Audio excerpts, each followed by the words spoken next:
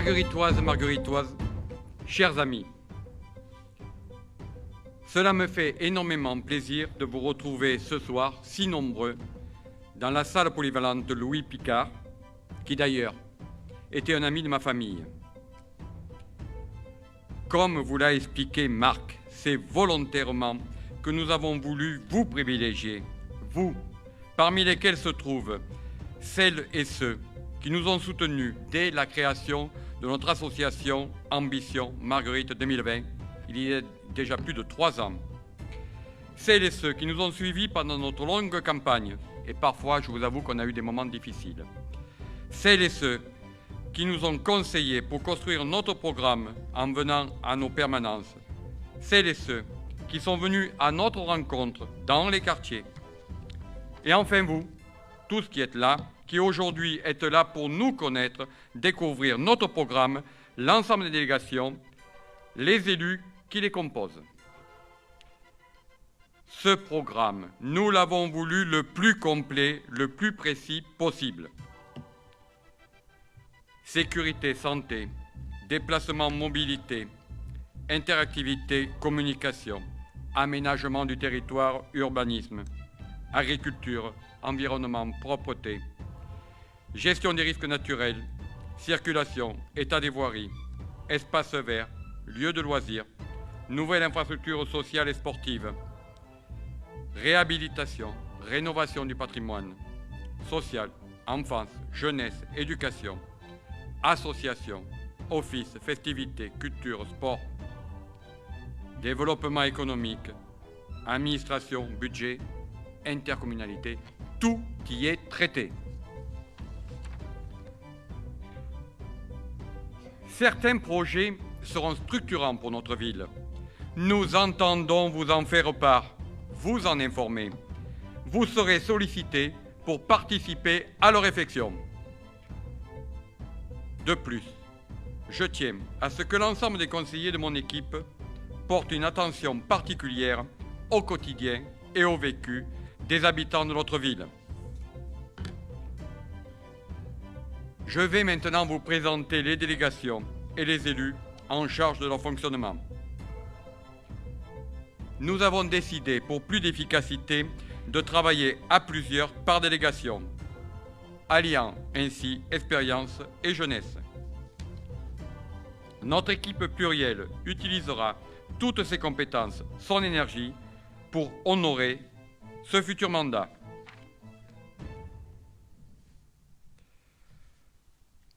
En ce qui me concerne, je serai en charge de la sécurité publique, de l'information, des relations extérieures, des anciens combattants et associations patriotiques, de la politique de la ville et du territoire Géro-Sommer qui a été mis en place et que nous espérons pouvoir amener jusqu'au bout.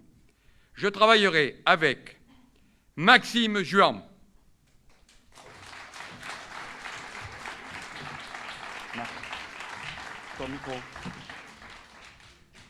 Nicolas Charrois, qui est excusé ce soir. Il est excusé pour des raisons professionnelles. Marc Medina,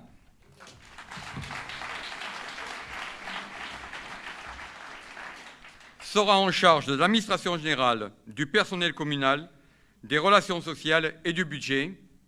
Il travaillera avec Mathieu Empereur.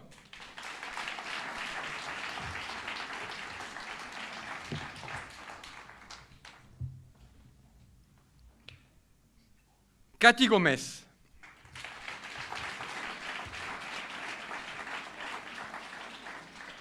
sera en charge de l'éducation et de la culture avec Fanny Gourdon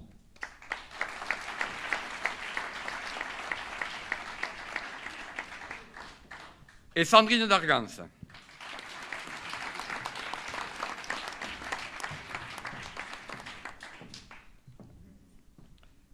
Nadège Arnal,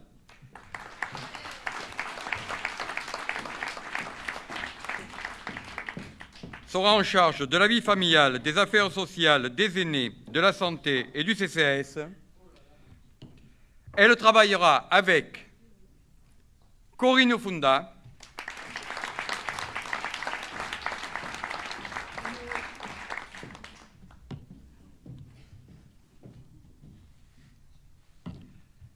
Brigitte Aguila.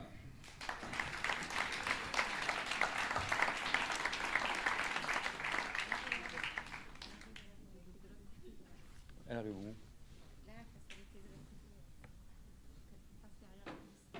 Elle était aux manettes, donc il faut l'attendre qu'elle fasse le tour. Sera en charge du développement économique, commerce, artisanat, tourisme, de l'environnement, de l'agriculture et de la transition écologique. Elle y travaillera avec Christiane Chabrol,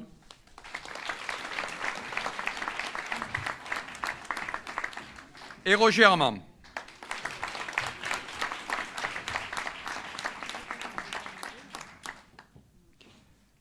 Joseph Villa aura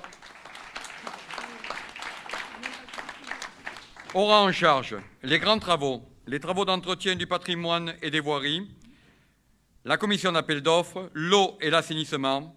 Il travaillera avec Emmanuel Dangler.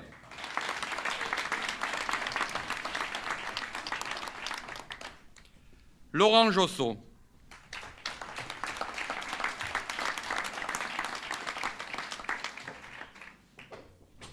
S'occupera de l'aménagement du territoire, plan de déplacement, espaces verts, parcs et jardins, avec Isabelle Hervagot.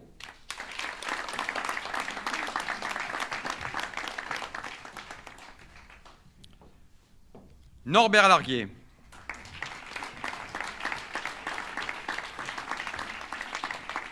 S'occupera de l'urbanisme avec Daniel Dufniak.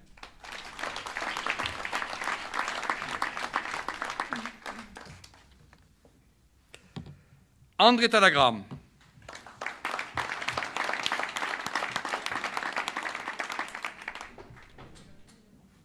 Des festivités, des commissions de sécurité, de l'occupation du domaine public avec Richard Senam.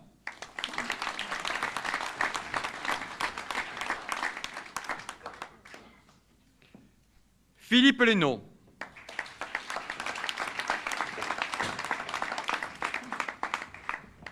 Des sports, de la vie associative avec Nathalie Janet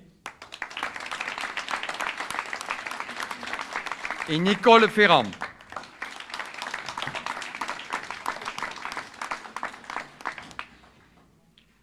Gérardine Martin.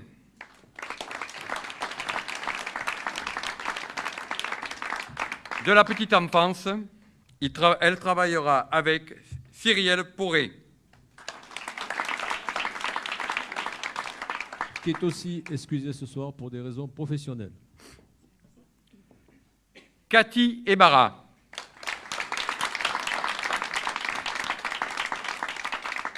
Aura en charge la communication avec Anissa Ozinski.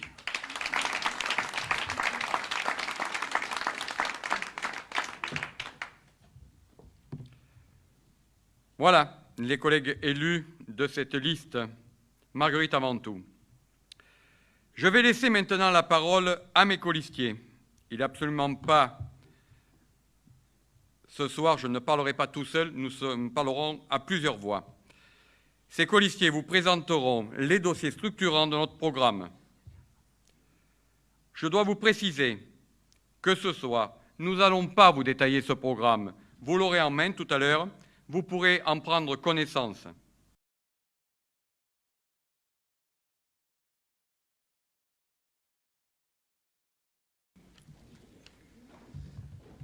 Bonsoir mesdames, bonsoir messieurs.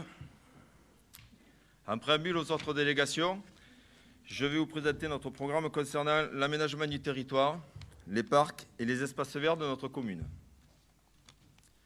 L'aménagement du territoire est une mission transverse qui doit tenir compte de beaucoup de thèmes influents sur son élaboration, tels que l'urbanisme, la gestion des risques naturels, le schéma de cohérence territoriale imposé par l'État, le plan de déplacement urbain, les aménagements paysagers, l'agriculture et d'autres thèmes divers encore. Certains de ces thèmes seront d'ailleurs abordés par mes collègues qui vont suivre. Dans notre programme, l'aménagement du territoire sera axé sur les aménagements paysagers à remettre en valeur, avec notamment la plaine des Heuls et les berges du Canabou, qui seront réunis dans un même projet et repensés en lieu de promenade et de loisirs, comme il avait été fait pour le parc éco-urbain de Pradins. Ce dernier, d'ailleurs, sera remis en valeur, car ces dernières années, il a été victime de son succès.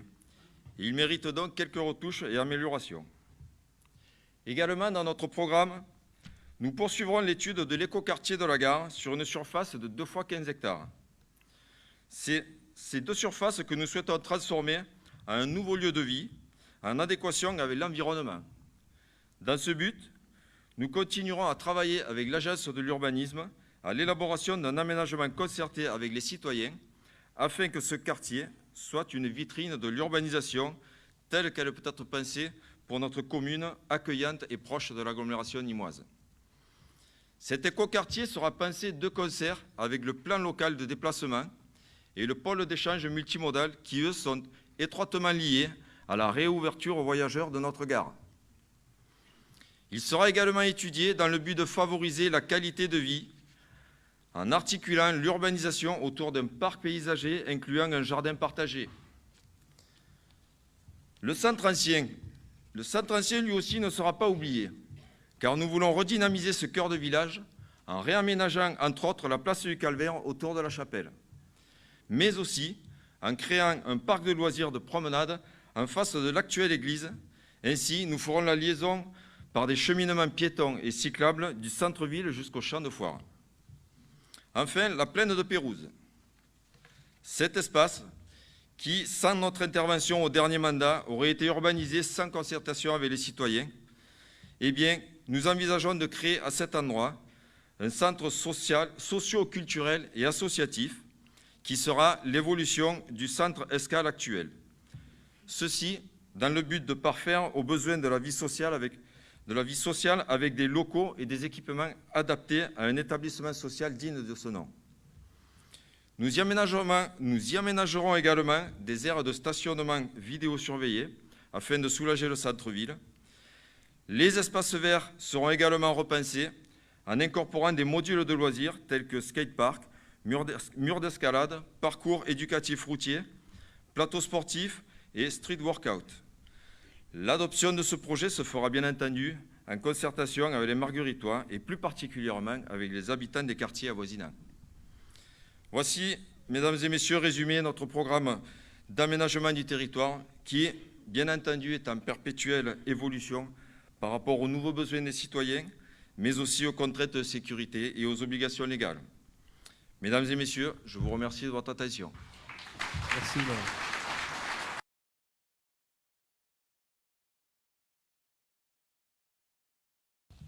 Bonsoir à tous.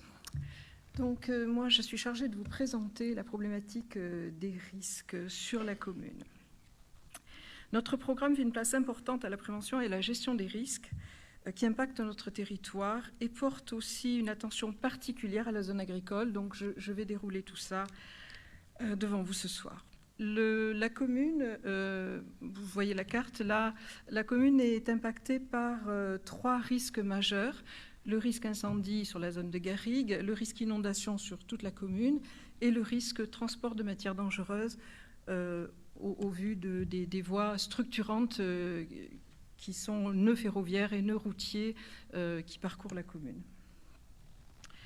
Nous irons chercher les partenariats nécessaires pour gérer ces risques, en particulier sur le risque feu. Nous le connaissons très bien. Nous savons qu'à Marguerite, le risque démarre toujours sur le nord de notre garrigue en partant entre Cabrières et Pouls et dans une direction toujours la même, poussée par le Mistral, du nord-est au sud-ouest. Nous avons déjà mis en place des partenariats avec les eaux et forêts, avec des associations de Marguerite, les chasseurs, dont certains sont ici, des éleveurs qui pâturent la garrigue et qui donc organisent en fait des zones coupe-feu. Et nous allons dynamiser ces partenariats et nous allons obtenir des financements nouveaux en nous intégrant dans le projet de parc national régional. Ce parc naturel régional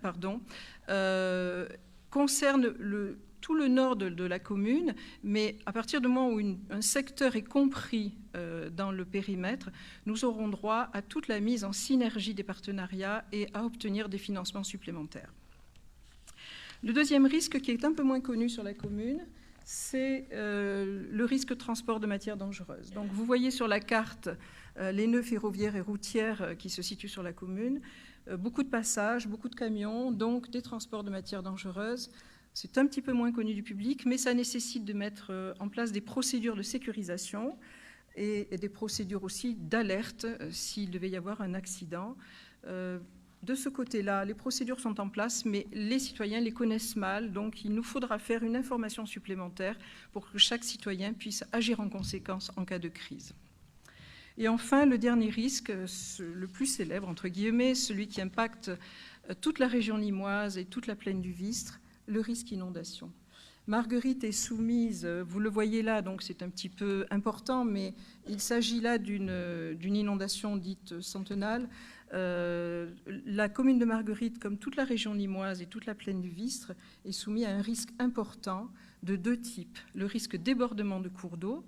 Nous sommes impactés par le débordement du Canabou et le débordement du Saint-Marc, qui est un fossé, et le Bâtardais. Mais nous sommes aussi énormément impactés, comme toutes les communes qui sont en piémont de Garrigues, par le ruissellement qui nous vient des amont. La Garrigue, c'est du karst, ce sont des failles dans le calcaire, elles se remplissent d'eau, et quand ça dégorge, et ça ruisselle, en particulier sur les parcelles qui sont bétonnées ou goudronnées. Donc, quand on voit un petit peu la carte, on s'aperçoit que ce ruissellement n'est pas limité à la commune, il n'a pas son origine sur la commune. Ça nous vient de plus haut, ça nous vient du bassin versant de Saint-Gervasy, d'où la difficulté de mettre en place des aménagements concertés intercommunaux et surtout de trouver des financements. Il se trouve que l'agglo a pris la compétence risque inondation et qu'à ce titre, nous irons chercher les financements pour faire des études et pour réaliser les aménagements nécessaires pour la mise hors d'eau de Marguerite. Alors sur la carte que vous voyez là, on voit que des aménagements existent déjà, en particulier sous la voie ferrée. Il a été créé ce qu'on appelle des exutoires pour permettre aux eaux de ruissellement de passer la voie ferrée et d'aller se répandre en plaine. Donc certains vous promettent de faire un trou de plus sous la voie ferrée, c'est absolument inutile, il y en a déjà. Et ce n'est pas ça qui va régler le problème de la commune. Le problème est complexe. Il faut à la fois traiter les amont, c'est-à-dire élargir les fossés éventuellement ou les diriger différemment. Il faut traiter la zone urbaine. Donc là, en zone urbaine, c'est plus compliqué puisque le Canabou est bétonné. Donc ça, c'est une étude en soi. Hein. On ne va pas décider sur le bord du cours d'eau que c'est ça qu'il faut faire. Et il faut aussi traiter l'aval pour que l'eau puisse s'écouler le plus facilement possible. Donc cette situation est complexe, elle nécessite une étude hydraulique et des financements. Cette étude, nous la mènerons en partenariat avec l'agglo. Il n'y a pas une seule solution à la problématique inondation de Marguerite, c'est très complexe. Voilà, donc nous avons déjà travaillé sur le Canabou à l'aval, c'est-à-dire dans la plaine agricole. Il a été reméandré. On a élargi ces berges, ça permet à l'eau de s'étaler, ça permet à la biodiversité de s'installer. Mais c'est l'aval, donc il faut aussi traiter la zone urbaine et l'amont. Puisqu'on arrive à l'aval, c'est-à-dire dans la zone agricole, cette carte vous montre les zones inondables. Tout ce qui est blanc n'est pas inondable et tout ce qui est coloré l'est. Donc vous repérez toujours la voie ferrée, la zone urbaine qui est au-dessus de la voie ferrée, c'est le trait très net, et en dessous, c'est la plaine agricole de Marguerite, avec les limites communales. On voit que juste au-dessous de la voie ferrée, au niveau de la gare, il y a, on appelle ça en schéma urbanistique une patatoïde, enfin une parcelle assez importante qui n'est pas inondable. Le futur quartier que nous défendons se situera justement à cet endroit-là, dans la zone non inondable. On voit bien que pour la suite, tout le reste est inondable et sera donc inconstructible. Donc ça, c'est un argument de plus pour les détracteurs de ce projet qui annoncent que la plaine agricole sera bétonnée. Elle ne risque pas de l'être puisqu'elle est inconstructible par risque d'inondation. Alors, quand on parle de l'agriculture à Marguerite, de quoi parle-t-on? Sauver l'agriculture, nous sommes les premiers à le proposer et nous sommes les premiers à le mettre dans notre volonté d'aménager la commune. Vous avez là sur la carte les parcelles agricoles de Marguerite. C'est une carte qui n'est pas très récente, mais elle n'est pas très ancienne non plus, donc elle est relativement valide. On voit tout ce qui est en blanc n'est pas cultivé. Le jaune, ce sont des céréales, le violet, de la vigne, il y a de l'arboriculture, il y a du maraîchage. On voit bien que la majorité de la zone agricole n'est pas cultivée. Alors, soit parce qu'elle est en jachère, soit parce qu'elle est à la vente, soit parce qu'elle est en cours de cabanisation. Et c'est ce qu'on appelle la déprise agricole. En dessous, vous avez des chiffres. En 30 ans, il y a 2 fois moins d'exploitants agricoles déclarés sur la commune, et la commune a perdu 33% de ses surfaces exploitées, soit 284 hectares. Donc, il ne suffit pas de dire « préservons les terres agricoles », il faut à la fois concilier l'urbanisation et l'agriculture. Donc, c'est un peu le pari qu'on fait, et c'est la volonté qu'on a, et c'est le projet qu'on vous propose. Là, l'agriculture, pour la soutenir, il va falloir être volontaire, il va falloir être chef de file, il va falloir mettre en synergie les gens qui veulent s'installer, les gens qui veulent vendre. Il faudra peut-être créer une coopérative. Enfin, il y a plusieurs formats pour ça. D'autres projets dans le Gard ont vu le jour et on peut s'en inspirer.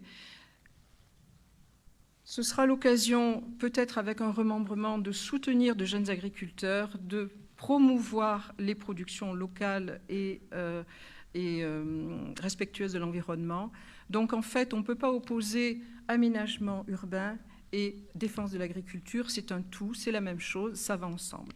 Et le projet urbain nous permettra d'avoir une nouvelle vision, justement, de redécouvrir notre zone agricole. Donc pour résumer, pour tous les risques, nous clarifierons les procédures d'information, de prévention et de gestion des crises. Nous nous engagerons dès le début du mandat pour la prise en compte par l'AGLO de la problématique du risque inondation à Marguerite, en particulier sur le plan financier.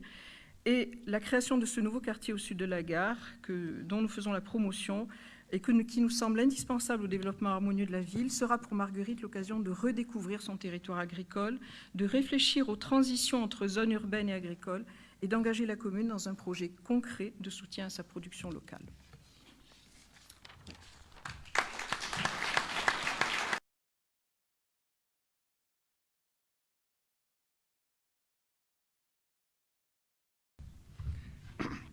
Bonsoir à tous et bonsoir à toutes. Bon, Denis m'a proposé donc la délégation de l'urbanisme, délégation que j'ai acceptée tout en sachant que cela nécessite une grande rigueur, une connaissance parfaite du terrain, des règles, mais surtout des lois qui régissent donc ce domaine. Pour commencer, donc, un petit rappel sur la définition de l'urbanisme.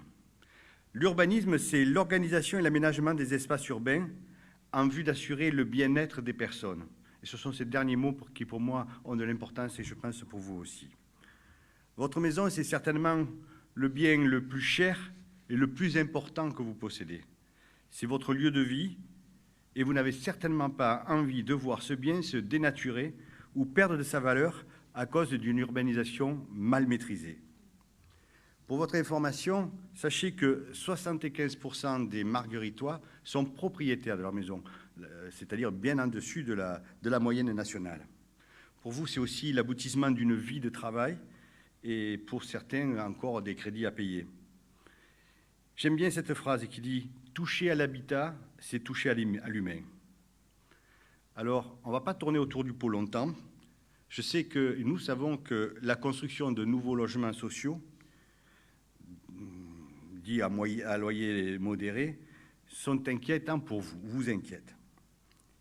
Certains candidats à cette élection ont sans doute volontairement oublié de parler de cette obligation dans leur programme. C'est vrai qu'il est plus électoraliste de dire que l'on conserve des terres agricoles que de dire que l'on doit construire des logements sociaux. Mais nous avons préféré la clarté, la transparence et l'honnêteté en vous donnant des informations précises, techniques, car c'est un enjeu important pour cette élection et l'avenir de notre commune. Quel flou artistique! Un candidat annonce qu'il manquerait 238 logements sociaux sur Marguerite. Un autre, beaucoup plus. Le troisième, il n'a rien dit, comme ça va, c'est plus simple. Vous pourriez très bien vous dire, nous, les logements sociaux, on n'en veut pas. On est très bien comme ça, et on fait un peu l'autruche. Mais je vais vous expliquer pourquoi on ne peut pas faire l'autruche. Et pour ça, je vais vous résumer ce qu'on appelle la loi SRU, c'est-à-dire Solidarité et Renouvellement Urbain. Alors, l'article 55 de la loi SRU vise à assurer une répartition équilibrée du parc social sur l'ensemble des territoires afin d'apporter des réponses aux besoins de plus de 70% des ménages qui peuvent en bénéficier. Pour répondre à cette exigence, cet article oblige certaines communes à disposer d'un nombre minimum de logements sociaux proportionnel à leur parc résidentiel. Marguerite est donc déficitaire en logements sociaux et de ce fait-là, le maire a perdu son droit de préemption et notre commune a fait l'objet d'un arrêté de carence par l'État. De ce fait-là, notre commune est sanctionnée sur le plan financier. L'année dernière, vous avez payé, nous avons payé, à travers les impôts, 103 000 € de pénalité. Et cette somme pourrait atteindre 410 000 € par an d'ici 3 ans. C'est-à-dire, 410 000 €, c'est presque 5% du budget annuel de la commune. Le problème ne s'arrête pas là. Le préfet du département peut activer des leviers pour faciliter la production de logements sociaux, car à cause de cette carence, c'est lui qui détient les droits de préemption sur notre commune. Grâce aux sommes collectées, le préfet a les moyens financiers de préempter tous les terrains et les maisons qui sont en vente sur Marguerite pour y construire des logements. Je vous confirme d'ailleurs que les services préfectoraux ont déjà fait valoir leur intérêt sur certains biens en vente sur notre commune, en centre-ville, mais aussi dans les quartiers avoisinants. Pour vous prouver que cette information est sérieuse, je vais vous donner un exemple qui s'est produit dans une commune proche de Nîmes, une commune qui a à peu près la même taille que Marguerite. Vous voyez sur ce schéma, j'ai marqué en bleu un terrain qui n'est pas très grand, il devait faire dans les 1400 ou 1200 mètres carrés, ce n'était pas non plus en centre-ville de cette ville. L'État, par le préfet, a préempté ce terrain pour y construire 21 logements sociaux. Ils ont pris donc le bailleur Un Toit pour tous et ils ont mandaté donc pour faire des logements sociaux. Et je vais vous lire donc une interview qui a été faite par Objectif Gare quand ils ont interrogé le maire de cette commune. On ne peut plus aujourd'hui aller à l'encontre de la construction de logements sociaux. J'ai les mains liées. Si je ne mets pas en route ce projet, c'est le préfet qui le fera, d'autant que c'est l'État qui a acheté le terrain. Enfin, disons les choses. Il y aura d'autres projets de ce type et il faudra l'accepter. La réalité est la suivante. Si je ne signe pas les permis de construire, le préfet le fera et pour tous les autres projets, la mairie n'aura plus aucun pouvoir. Donc, en résumé, vous vous rendez compte que dans ce cas de figure, mais le maire est totalement impuissant face à cette loi. Bon, il faut savoir que depuis cette date, le maire de cette commune a fait construire, donc c'était en 2015, a fait construire des logements sociaux dans la plaine et au-dessus de la voie de chemin de fer, ce qui lui a permis donc de réduire sa carence et de limiter les dégâts que peuvent être occasionnés par ce genre de construction.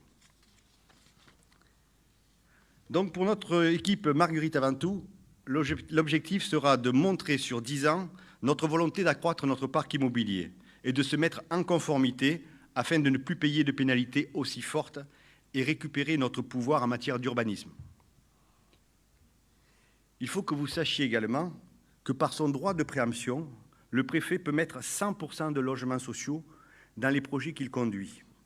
Par contre, si c'est la commune qui conduit le projet, c'est 30%. Ce qui peut permettre d'éviter les problèmes.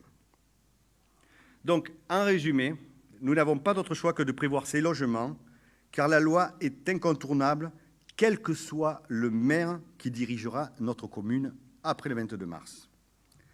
Alors, où construire ces logements sociaux? En centre-ville, notre centre-ville a une valeur historique et doit être rénové, mais pas démoli. On ne détruit pas 1000 ans d'histoire d'un coup de pelle mécanique.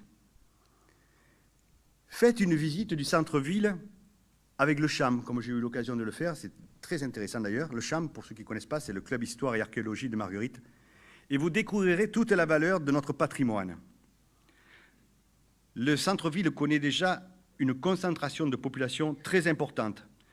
Nous avons comptabilisé intramuros 700 boîtes aux lettres. Je peux vous le dire parce que quand on a distribué les invitations de ce soir, on avait compté les boîtes aux lettres. Il y a 700 boîtes aux lettres dans le centre-ville.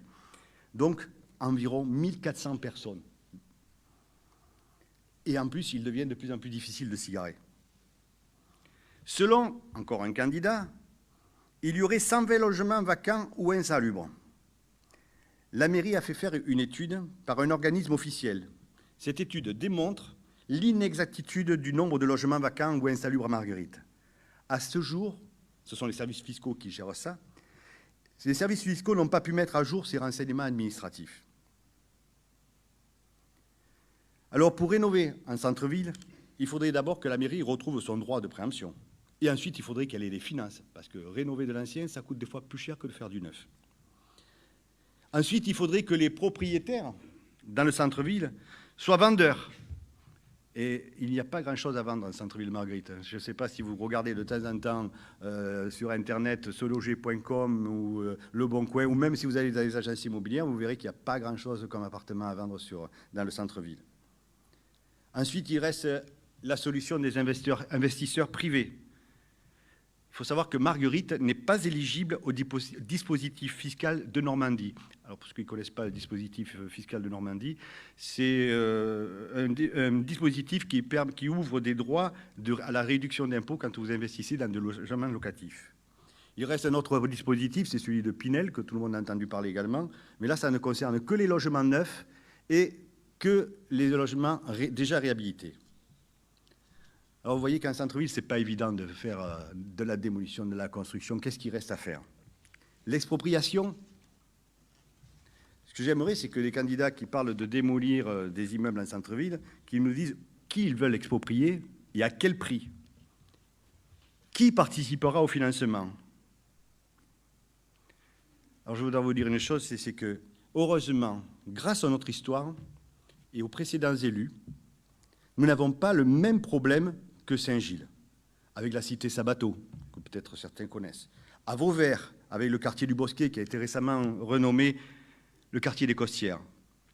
À Vauvert, l'État a inséré une clause de rénovation urbaine dans le contrat de ville. En conséquence, la commune bénéficie de crédits de l'État très, très, très importants pour améliorer le cadre de vie du quartier des Costières, qui concentre à lui seul 987 logements sociaux. Ça, c'était les époques des années 60. Vous voyez, ça, c'est de l'urbanisme dont on ne parle plus. On ne veut plus entendre parler. Ces 987 logements sociaux, ça représente 80% du parc social de la communauté de communes de Petite Camargue. On avait concentré tout ça au même endroit. Je dois vous dire une chose, c'est qu'il faudrait presque se réjouir que Marguerite ne puisse pas bénéficier de cette manne financière comme celle de Vauvert ou comme celle de Saint-Gilles. Ce qui prouve une chose, c'est que les choix urbanistiques qui ont été faits précédemment ont été les bons, car aujourd'hui, nous ne rencontrons pas les mêmes problèmes que Saint-Gilles, Vauvert, Pont-Saint-Esprit, Bagnols-sur-Cèze et bien d'autres communes du Gard. Alors, le candidat qui parle de démolition et de reconstruction de bâtiments vétustes doit vous dire où sont ces bâtiments à démolir, parce que créer 238 logements à minima et donc loger 605 personnes et stationner les véhicules en centre-ville, ça me paraît impossible. Qui plus est, pour ceux qui connaissent un peu, quand vous démolissez des vieilles maisons, des vieilles bâtisses, il y a un risque important. Si vous tombez un mur, c'est le mur du voisin qui tombe. Et ça, Marguerite, il y a des maisons qui ont 1000 ans, elles sont toutes enchevêtrées les unes sur les autres. Si vous tombez un mur, c'est un véritable château de cartes. Donc il faut faire très attention également à ce problème-là. Alors, si on ne peut pas construire un centre-ville, où est-ce qu'on va devoir construire si on ne veut pas sortir?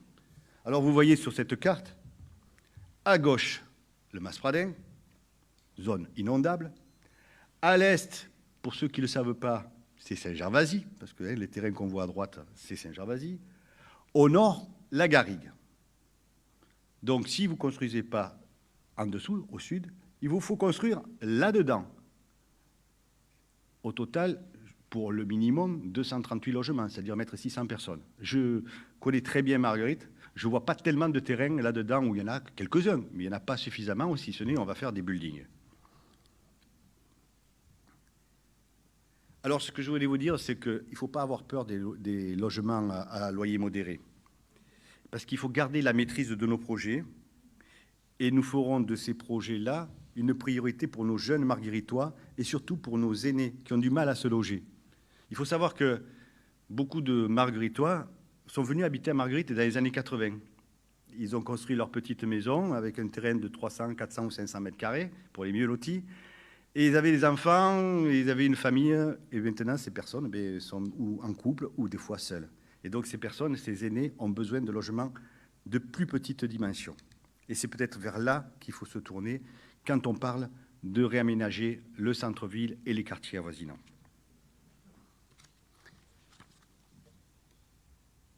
Je me répète encore une fois, il aurait été tellement facile et électoraliste de vous dire que nous ne construirions pas la ZAC de la gare. Mais par rapport à la loi, et surtout pour protéger vos habitations, il n'y a pas d'autre choix. Alors il y avait aussi, on en a parlé, de projet de construire en garrigue. Pourquoi pas en garrigue? Il faut savoir que si vous construisez en garrigue, vous augmentez le risque de ruissellement sur la plaine. Donc, ce n'est pas pour refaire ce qui s'est passé à Nîmes en 1988. Donc, c'est même très, très dangereux de vouloir construire dans la zone des garrigues. Alors, on va vous parler donc de ce projet d'écoquartier de la gare, dont tout à l'heure, Laurent vous a déjà un peu parlé. Qu'est-ce que c'est qu'un écoquartier? Un écoquartier, c'est favoriser la qualité de vie et d'environnement. C'est favoriser la mixité des fonctions, logement, équipement public, faire des économies d'énergie. On parle beaucoup en ce moment des constructions économes. Les déplacements doux, donc ce qu'on appelle les déplacements doux, c'est la marche à pied, le vélo, enfin, etc. Réaliser un écoquartier, c'est aménager les terrains en parcs publics, sportifs, de loisirs, cohabitant avec des exploitations agricoles, afin d'y favoriser l'agriculture urbaine avec des jardins familiaux. C'est aussi se limiter dans la hauteur des constructions, avec un rez-de-chaussée R+1, R+2 maximum. Un écoquartier, c'est également un quartier mixte associant des logements et des services avec des équipements publics qui se feront au fur et à mesure, donc les écoles, etc. Ces équipements pourront être utiles à la fois à cet écoquartier, mais aussi aux quartiers limitrophes. On va faire une petite aparté sur le parking de la gare. Parce que vous savez tous que le projet de la ligne de train de voyageurs sur la rive droite du Rhône est sur les rails, si je puis dire.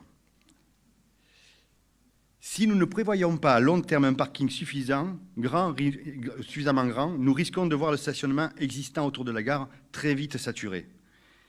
Et les usagers venir stationner dans les quartiers autour de la gare. On le voit sur ce schéma. Ce qui vous paraît grand comme ça à vue d'œil autour de la gare, en fait, ce n'est pas si grand que ça pour pouvoir recevoir autant de personnes. Il faut savoir une chose, c'est qu'il va y avoir certainement des gens qui vont venir de Cabrières, de Pouls, de même presque Saint-Bonnet-du-Gard, voilà, pour prendre ce train-là. Si vous prévoyez un parking aussi petit, ça va être vite le bordel à Marguerite. Voilà, donc il est hors de question de ne pas prévoir un parking plus grand. Un des candidats envisageait de faire un parking relais à l'entrée de Marguerite et que les gens viennent à pied ou en vélo ou en bus jusque-là. Enfin, moi, j'ai l'expérience un petit peu de ce problème. Les gens, si vous les amenez dans un supermarché, ils veulent pratiquement se garer devant la porte. Donc, j'imagine mal les gens des villages extérieurs venir à Marguerite, se garer à l'extérieur pour venir à la gare. Donc, autant prévoir suffisamment à l'avance un emplacement suffisamment important pour pouvoir stationner tous les véhicules qui viendront à la gare. Et je pense que ce projet est porteur et à mon avis, ça devrait bien fonctionner. Alors, on va passer. Il faut donc que vous sachiez que, de toute manière, ces terrains dont on a parlé pour faire cette ZAC, ce qu'on a appelé la ZAC de la gare, ils sont déjà devenus urbanisables. Le préfet, jusqu'à présent, comme je vous le disais, a été patient. Mais à mon avis, il le sera de moins en moins. Donc si nous ne prenons pas la main, c'est l'État qui le fera, même sur ce projet.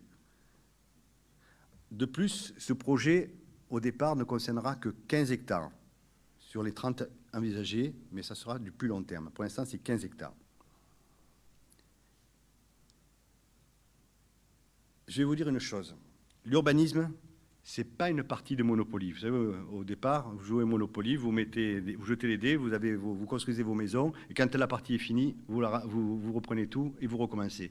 Là, tous les projets qui seront menés, en centre-ville ou ailleurs, c'est des projets qui seront des projets structurants, et on ne va pas pouvoir, à la fin de la partie, ramasser tous les jetons et repartir à zéro. Alors, ne vous trompez pas. Attention au miroir aux alouettes, car l'urbanisme, c'est du sérieux. Et l'à peu près n'a pas sa place. Marguerite compte 8 584 habitants. Et un candidat annonce vouloir atteindre les 10 000 habitants sans étendre la zone urbaine. C'est-à-dire qu'on mettrait là-dedans, dans la partie de Marguerite, pratiquement 1600 habitants de plus. Je ne sais pas comment, mais enfin bon, voilà, c'est ce qui est prévu. Et tout ça sans toucher à votre bien-être et à votre confort. Bien sûr, j'ai fait comme vous, certainement, j'ai lu et j'ai écouté les propositions des autres candidats. Dans beaucoup de domaines, nous avons des points communs. Quand on parle des espaces verts, du réaménagement du Cadembou, quand on parle de la propreté, quand on parle des transports, quand on parle de la circulation, du développement économique, on se rend compte qu'on ne dit pas tous la même chose, mais à l'arrivée, ça se ressemble. Il y a un point essentiel sur lequel nous ne sommes pas d'accord, c'est la surdensification de Marguerite, donc sur le projet d'urbanisme. Laurent vous l'a dit tout à l'heure, c'est grâce à notre équipe d'élus que la construction des logements sur la plaine de Pérouse n'a pas eu lieu. Et autour de Denis Bruyère, nous nous sommes fermement opposés à ces constructions de logements afin de conserver cet espace pour Marguerite. Maintenant, c'est à vous de décider. Préférez-vous voir construire un écoquartier de l'autre côté de la voie de chemin de fer ou prendre le risque de voir des projets de logement diligentés par la préfecture se construire, et dirais-je même s'empiler devant chez vous? Ce sera l'un ou l'autre, mais de toute manière, ces logements sociaux se feront. Je m'excuse, la présentation a été un peu longue, mais je trouvais que le sujet avait tellement d'importance que l'on ne pouvait pas le résumer en 4 lignes, comme certains l'ont fait. Merci et bonne soirée.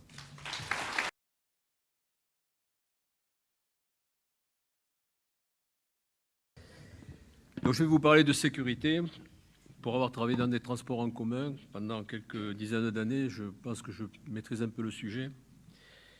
C'est un grand domaine qui mérite beaucoup d'attention. La sécurité est l'un des points prioritaires de notre programme. Elle passe par une définition claire des missions de notre police municipale, basée sur de la proximité, de la prévention et, lorsque cela le nécessite, de la répression. Par leur proximité, nos agents seront à l'écoute de vos préoccupations en matière de sécurité. Par leur présence et de manière préventive, ils couvriront les rassemblements, les manifestations de notre ville. Pour une meilleure réactivité et plus d'efficacité dans leur intervention, ils seront équipés de vélos à assistance électrique, participant également au respect de l'environnement, et de caméras mobiles qui se nomment caméras piétons. Vous en avez un exemple sur ce diaporama. En termes d'effectifs, le nombre d'agents augmentera, mais là, pas de promesse, de manière progressive et raisonnée. Au niveau technique, de gros efforts doivent être apportés sur l'éclairage public pour être plus innovant, plus performant, afin de toujours donner une visibilité nécessaire à un sentiment de sécurité.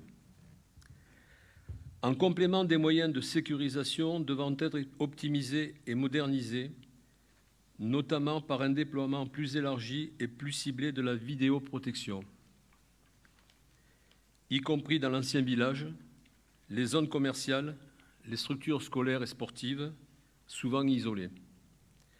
Cette vidéoprotection sera également hébergée dans les services de Nîmes Métropole, ce qui va permettre une surveillance nuit et jour en continu, et ce qui va aussi permettre l'optimisation des recherches et la résolution d'enquêtes. Enfin, le partenariat avec la gendarmerie nationale, nos services de police, les services de secours, restera le socle de la sécurité, appuyé par nos 36 référents œuvrant dans le cadre de la Convention Participation citoyenne. Dans ce cadre, nous créerons un comité de pilotage et de suivi de la sécurité sur Marguerite. La sécurité sera au service des habitants pour le bien-être et pour le bien vivre ensemble à Marguerite. Je vous remercie.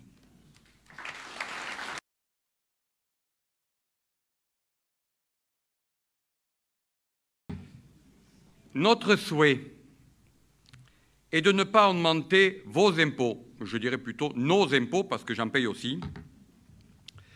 Il faudra donc gérer au plus juste les recettes et les dépenses de fonctionnement, obtenir le maximum de subventions pour continuer à investir sans faire de trop appel à l'emprunt.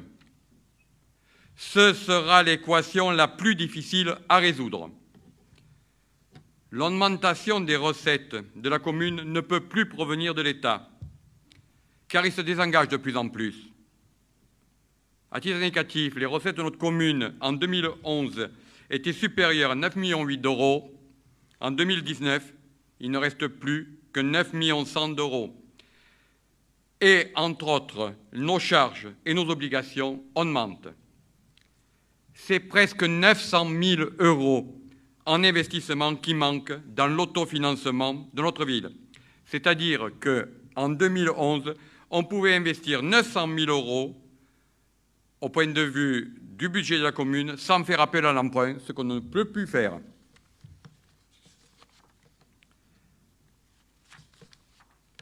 Il va donc falloir trouver des recettes propres à notre commune, malheureusement. Pas dans la création de commerces. Il est vrai, et ça on ne peut pas le nier, que les commerces, effectivement, valorisent notre ville. Mais les taxes qu'ils rapportent vont directement à Nîmes Métropole. C'est l'ancienne taxe professionnelle. Et actuellement, Marguerite enrichit Nîmes Métropole de 2,4 millions d'euros qui partent directement au niveau de l'agglo, puisque toutes ces taxes-là vont à l'agglo. En ce qui concerne l'habitat du centre-ville, comme vient de vous l'expliquer Norbert, notre objectif n'est pas de le densifier. Nous ne voulons pas construire Marguerite sur Marguerite. Par contre, le lotissement de Misirac, qui est en cours de création, et la création du quartier-gare nous permettront de faire évoluer les recettes nécessaires au développement de notre commune. Il faut vous dire que dans les recettes nécessaires, il n'y a plus que l'impôt foncier, puisque tout le reste, nous n'avons plus. L'éco-quartier-gare contribuera de plus à une ouverture plus harmonieuse de notre station ferroviaire sur la ligne Nîmes-Pont-Saint-Esprit. La région est vraiment pressée de remettre cette ligne en circulation et donc la réouverture de notre gare est prévue. On parle souvent de participation citoyenne.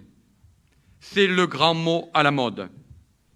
Eh bien, au travers de nos discours, en toute transparence, nous avons été sincères et objectifs. Vous aurez en main notre programme. Nous sommes l'équipe qui fera avancer votre ville en garantissant votre bien-vivre. Dès le 15 mars, votez pour Marguerite avant tout.